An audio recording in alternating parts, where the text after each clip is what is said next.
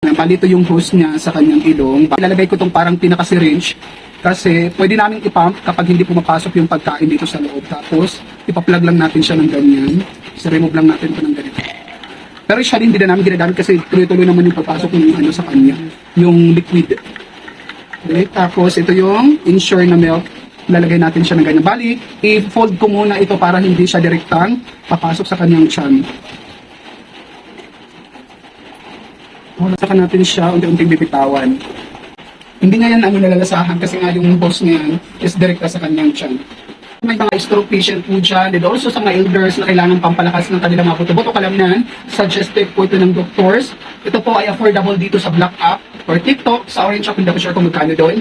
So laki ang tipid kung dito kayo mag-check out kaysa doon sa mga physical store. Dahil ito nga po ay 2 kyaw plus, hindi ko sasabihin yung exact price kasi nga bawal dito kay Black App.